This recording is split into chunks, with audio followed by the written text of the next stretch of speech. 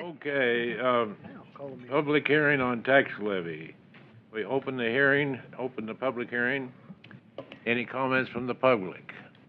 Would you like me to make a staff report Well, that's prior to later. taking any? All right. Okay. Staff report. All right, sir. State law requires that cities fix their ad valorem property tax rates not later than September 1st for entry in the tax books. The total assessed values for property within the city limits are reviewed in May and June by Clay County. In even years, such as this year, 2018, the property is simply reviewed to add growth.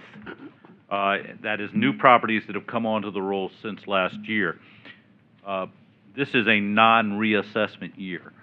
In odd years, the county assesses the properties to account for changes in market value as well as added growth in the city.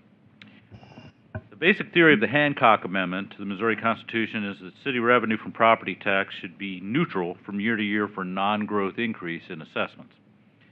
Therefore, as non-growth property assessments increase, levies typically decrease. Conversely, if non-growth related property assessments decrease in any given year, then Hancock provides that the levies may increase to provide revenue neutrality. The current year's tax assessments were received from the Clay County Clerk on August 16th, and the current assessments decreased by about $338,000, or about 0.13% since last year. Computations have been completed by the State Auditor's Office based on the information that they received from the county to determine the levies which may be set in each of the funds to meet the requirements of the Hancock Amendment. And based upon the results of these computations, levies for 2018 are proposed to increase slightly as indicated in the materials that you have in your packet. Staff does recommend approval of the ordinance setting the property tax levies for 2018. Any questions?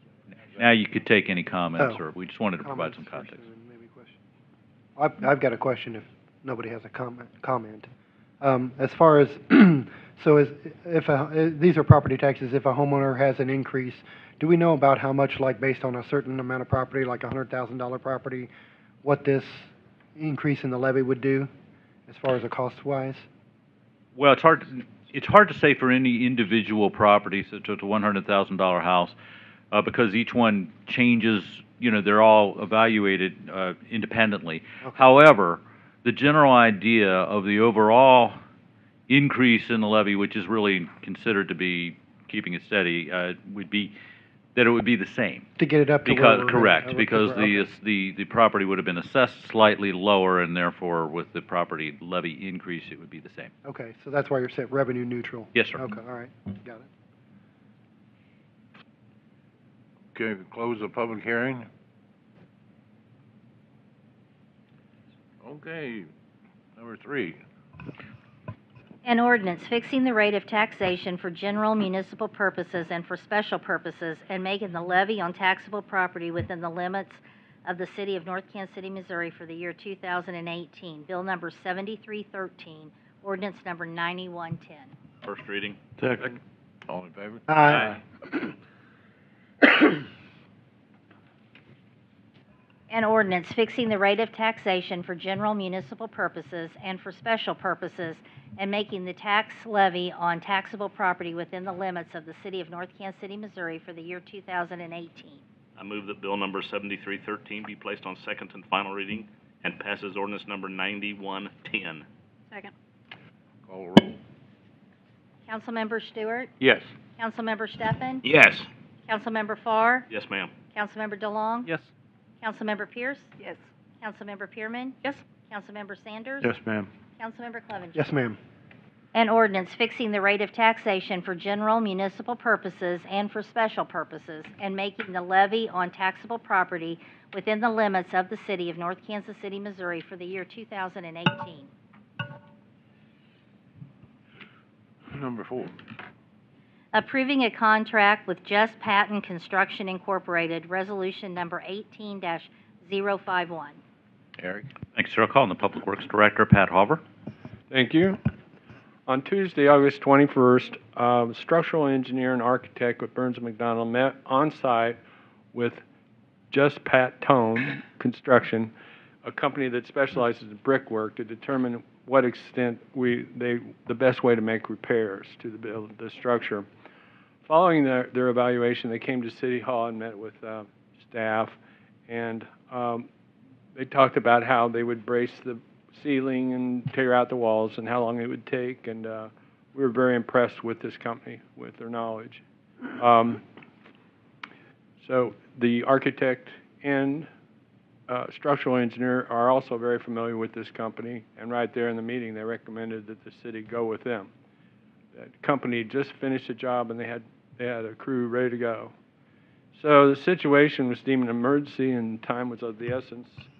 So the regular bidding process, which usually takes about 4 weeks, was waived in order to begin construction on Wednesday. The mayor signed an agreement with Just Pat Tone. By the way, that's Justin, Patrick, and Tony, owners' kids' names, okay? Hard to immediately commence repairs to the pump station. The city now desires to have the mayor and city council ratify and affirm the agreement for labor, equipment, and services of the Just Pat Tone Construction Incorporated. Is there any questions? Be glad to answer. Quick question on one of them. I was looking over the contract, and it said in the scope of services, Pat, that they're going to build something to secure the structure as well.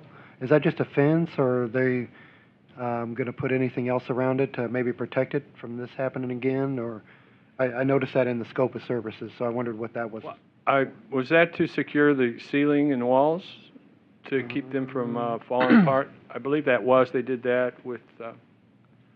Well, it does say, if I might, number 600, scope of work, place appropriate structures for the purpose of securing the pumping station at all times. And I do believe exactly. that regards fencing around the structure. Okay. To try to keep folks out. We've also set up some temporary lighting during the time of construction also to try to ward off those who might be looking for spare materials. So it's a temporary fence while they're doing the construction? There was a It's not fence around it before, but this is a temporary fence Right. while they're doing construction. But eventually we'll have a permanent fence around the structure as we did before. Well, you know, when you think about fence now, you know, when I was on the fire department, several people hit the fence on the levee, down around Levee Road, and a car in its fast speed will go right under that chain link. Well, of course, the car that hit the structure also went through the fence that was around it. Yeah. It's not there to try to prevent cars from crashing through. It's meant to deter people on foot. But, you know, there are the building is also relatively secure from people trying to break in. The fence is not intended to keep cars out. That might be a good idea, Yeah, since that's what happened. Check it out to see what could be. Could they put posts in front of the fence? We plan on putting bollards Okay, that's, yeah, there you go. on the inside part of the fence, right near the fence, and they're going to be structured like the ones at Children's Fountain. Okay. How long does construction take on that? About, do you have They're guessing 4 weeks. 4? Yes. Is the permanent fence part of this contract? Because I thought that was something we would do after the repair work gets done, or maybe I misunderstood. That will be done separate afterwards. And by the way, when I But said not part of this contract, no, right? when I said 4 weeks, it's possible there'd be another week just to let the mortar cure, the mortar and the brick cure. So it could be 5 weeks. It's just a guess. Have they gone down to the foundation and determined whether there was any damage to the foundation? They have not done that yet. We haven't heard any response back from this person's insurance company? The person did have insurance, but not a great deal. Correct. So what's not covered by their insurance will be covered by ours. Okay. We will have a budget amendment on your next agenda to cover the cost of this while we wait for reimbursement. So moved. Second. All in favor? Aye. Opposed? Move to adjourn. Second. We motion to adjourn. Motion and second to adjourn. Oh, okay. Well, you're getting way ahead of me. That's the next thing on the thing. I guess we're done. Say all in favor. Favor. Aye. Aye. Aye. Opposed? Now we're done.